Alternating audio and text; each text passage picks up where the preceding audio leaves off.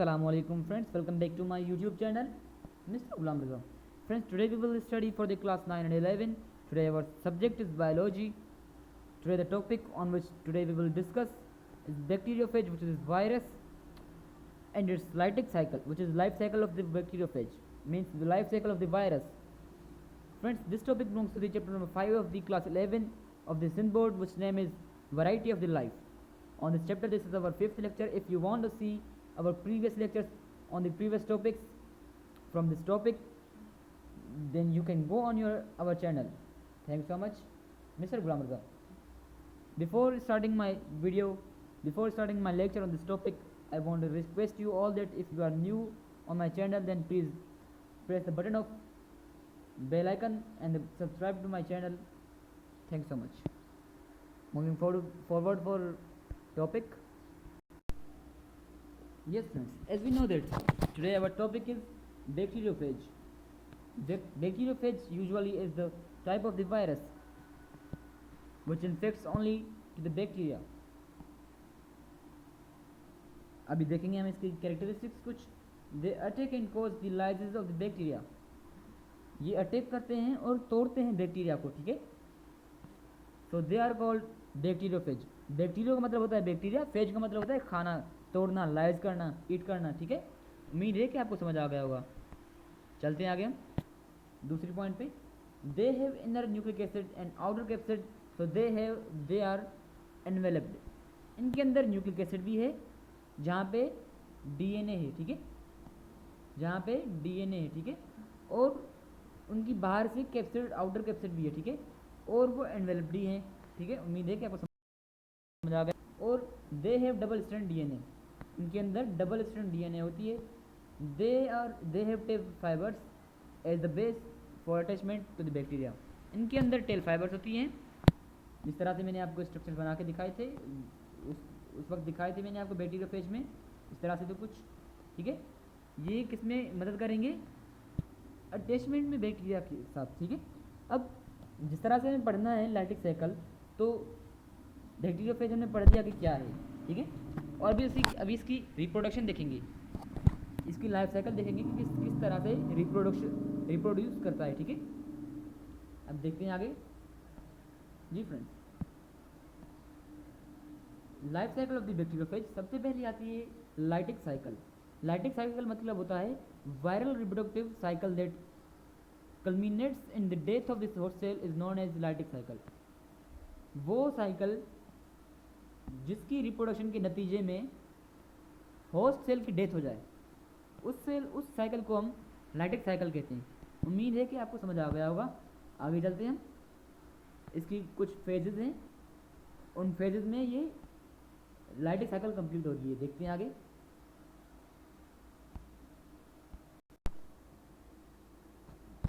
जी friends, अब यहाँ बताया जा रहा है कि in this cycle the bacterium lyses and releases the phages that were produced within the cell. Each of these phages cell can infect a healthy cell and a successive lytic cycle can destroy the entire bacterial colony in few hours.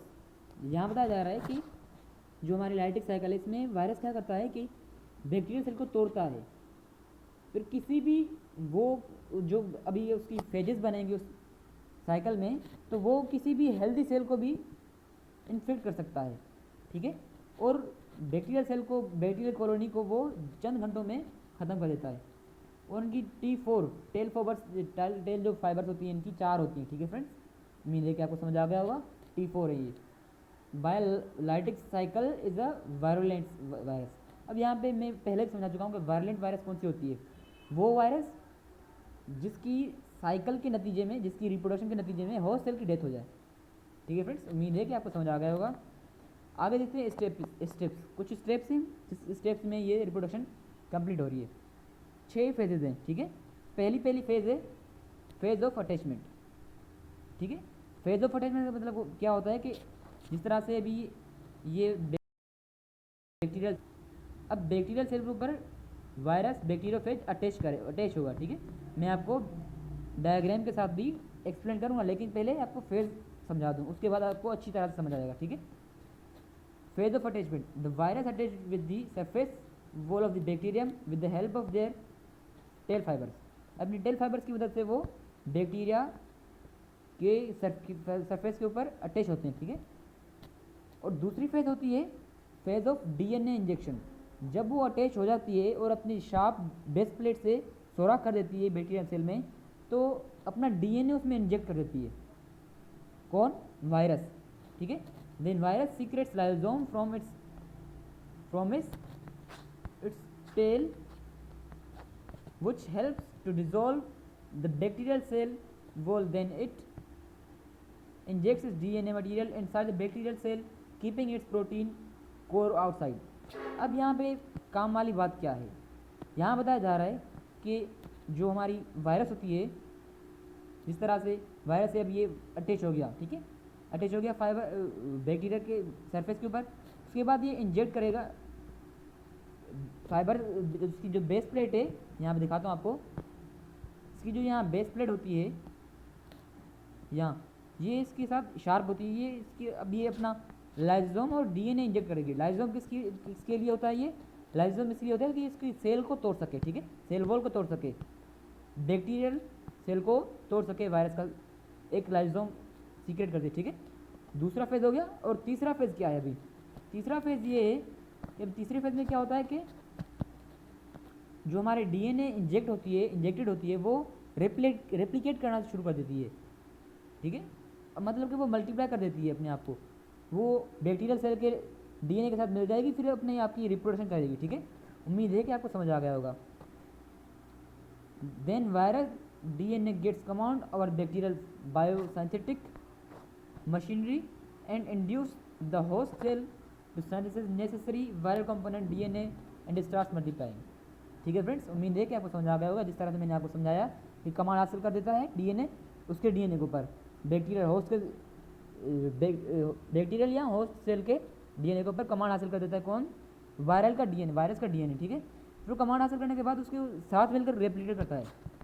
उम्मीद है कि आपको समझ आ गया होगा। अभी fourth phase आती है हमारी, ठीक है। फोर्थ फेज में क्या होता है कि along with the DNA strand the phage protein coats also starts to form in the host cell. They are equal in number to the new DNA strands. Fourth phase का नाम है phase of protein code formation. अब यहाँ पे protein code किस तरह से होता है? इस तरह से, ठीक है, इस तरह से प्रोटीन कोड होता है। जब डीएनए रेप्लिकेट करेगा ज़्यादा तो अभी वो अपने स्ट्रक्चर्स बनाएगा, डबल स्ट्रैंडेड स्ट्रक्चर बनाएगा। तो वो कौन सा बनाएगा? पहले प्रोटीन कोड फॉर्म होगा, ठीक है। अब पांचवा फेज क्या है? Phase of new phase formation.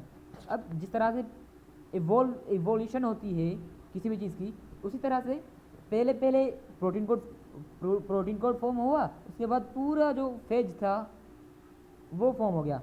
और उसके बाद क्या है? अब बढ़ते हैं इसको।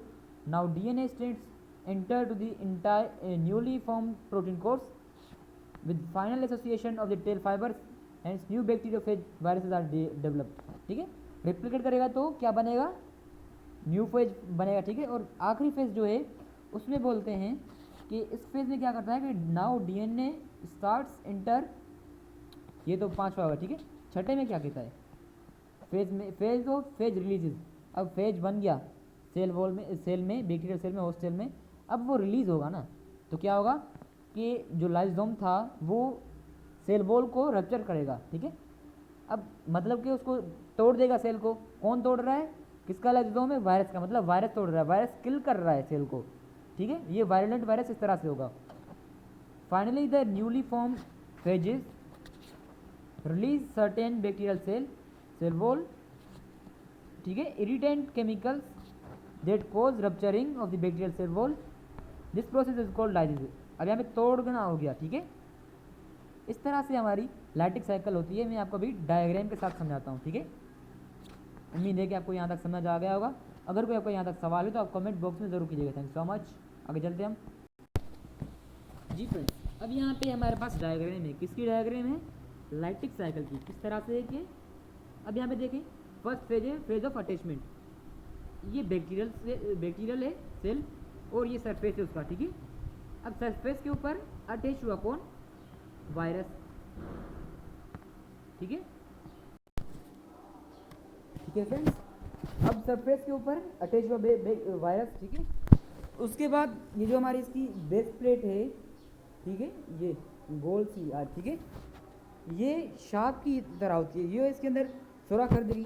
सुराख करने के बाद ये अपना लाइजोम और डीएनए दोनों साथ इस क्रोमेटिन के साथ मिला देंगे, ठीक है।